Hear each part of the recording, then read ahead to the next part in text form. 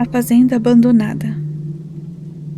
Quando eu morava na fazenda, tinha uma fazenda próxima à nossa que era abandonada. Ela era da época da escravidão. Todo mundo evitava o lugar, porque ali já tinha acontecido coisas horríveis. Inclusive, quem herdou a fazenda nunca tocou ela para frente. Deixaram ela e foram morar na cidade, deixando o mato crescer e ela se acabar.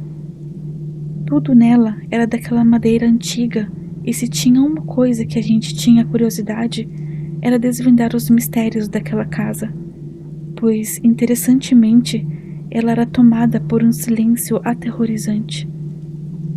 Meu pai nunca contou a história da fazenda, mas todo mundo falava que lá era assombrado. Então um dia fomos fazer uma investigação paranormal.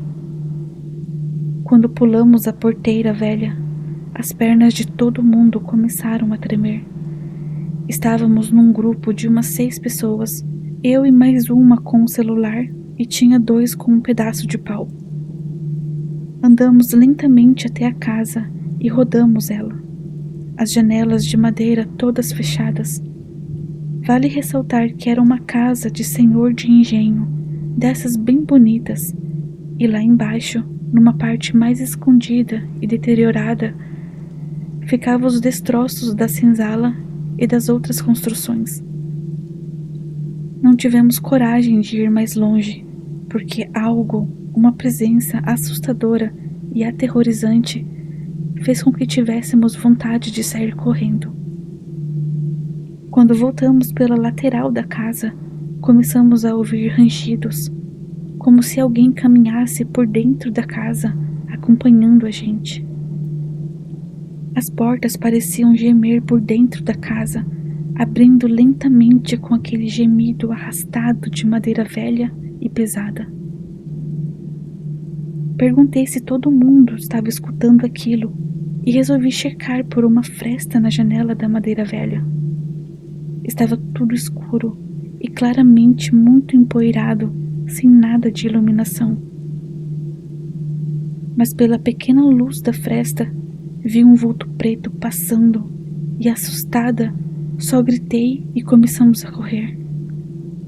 Ao chegar na varanda da frente, notamos que a porta, antes fechada, se abria lentamente. Tentamos tirar fotos pelo caminho para provar para todos que estivemos ali, mas ou as fotos ficavam com uma qualidade horrível, pior do que já era porque a câmera do celular naquela época era das imagens quase pixeladas, ou a câmera e o telefone inteiro travava. Os meninos jogaram os pedaços de pau longe e corremos dali o mais rápido que a gente pôde, com a sensação de que alguma coisa corria atrás da gente. Eu sentia tocar minhas panturrilhas e pernas. A sensação de tremedeira das pernas ia e vinha. Inclusive, teve quem caiu e tivemos que parar para ajudar a voltar a correr, porque as pernas fraquejavam e nos faziam desabar. Quando pulamos a porteira de uma vez só, todo o sentimento ruim e pesado passou de uma vez. Só veio um alívio inexplicável. E quando olhamos para a porta, tinha alguma coisa lá dentro da escuridão. Subi na porteira e tentei tirar algumas fotos, mas a porta foi fechando lentamente e a câmera simplesmente travou. Eu senti como se fosse uma força me empurrando e eu caí da porteira.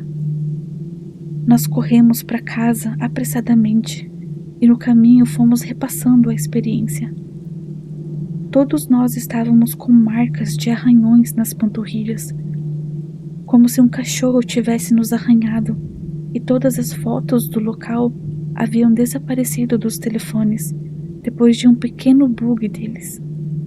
Todo o nosso passeio foi regado a um silêncio perturbador, onde nem os passarinhos cantavam.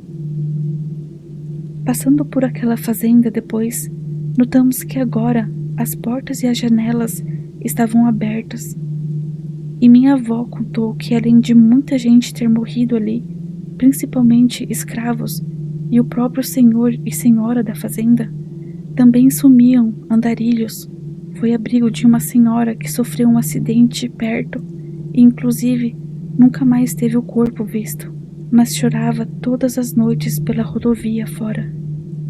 Constantemente, quando passávamos por ali, as janelas se alternavam entre abrir ou não, mas o silêncio sempre permanecia.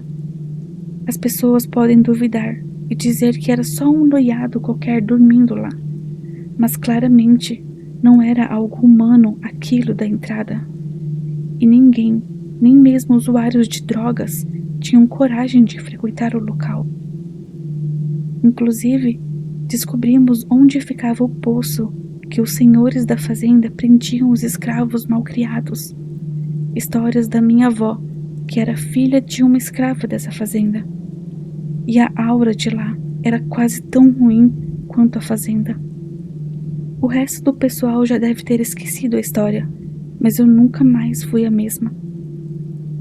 Gostaria de voltar lá e poder investigar, agora que tenho mais maturidade. Nós nunca conseguimos contar para ninguém sobre isso.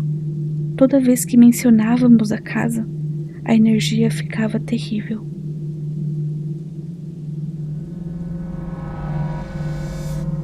Seria Matinta Pereira? Minha mãe conta que quando ela era jovem, estava acompanhando minhas tias para ir pegar umas folhas de bananeira que ficavam na parte de trás da casa da minha avó, porque meu tio tinha ido pescar e ia precisar. No meio do caminho, elas ouviram um assobio bem alto, muito perto delas, mas não havia ninguém além delas lá. Então minha mãe, achando que se tratava de uma Matinta Pereira, gritou bem alto: "Não venha assombrar a gente.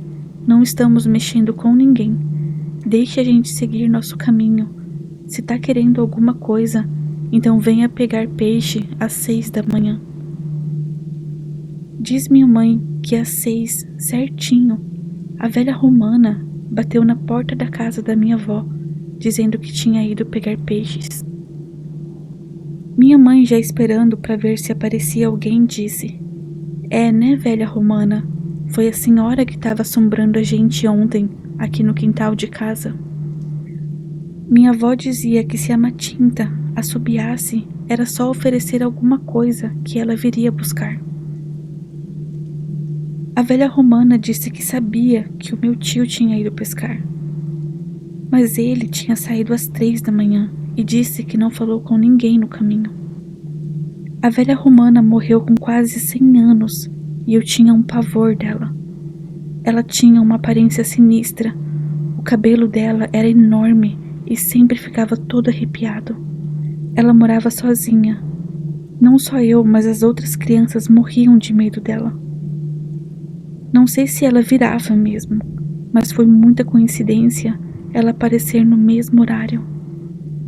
Eu já sentia medo dela mesmo antes de saber dessa história. Eles ainda estavam na casa. Há uns 15 anos atrás, minha família foi morar de aluguel em uma casa que estava desocupada.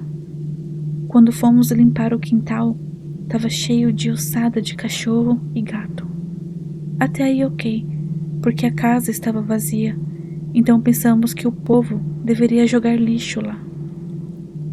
Com o tempo, já morando na casa, ouvíamos barulho na cozinha e um choro de uma mulher sentindo muita dor. Chegamos a ver um homem em pé na sala. Sentíamos mãos tocando nosso ouvido, pessoas cochichando no pé da nossa cama e uma sombra escura que passava pelos cômodos da casa. Isso acontecia quase toda a noite. Detalhe, éramos novatos no bairro e todos os vizinhos ficavam nos olhando desconfiados. Até que, fazendo amizade na rua, descobrimos que ali morreu uma idosa de câncer, sentindo muita dor. E um idoso havia sido encontrado enforcado na sala, no mesmo lugar que apareceu o ser em pé. Teve padre e tudo para benzer a casa, mas ainda assim não parava. Até que um dia fomos limpar o forro e estava cheio de velas, crucifixos, roupas e cabelo. Era assustador. Depois dessa limpeza do forro, tudo parou e moramos lá por quase 10 anos.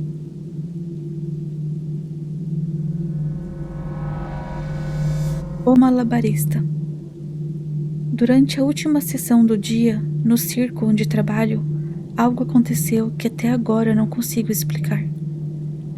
Por volta das 8:30 da noite, quando a maioria do público já havia entrado, um homem apareceu sozinho para comprar um ingresso.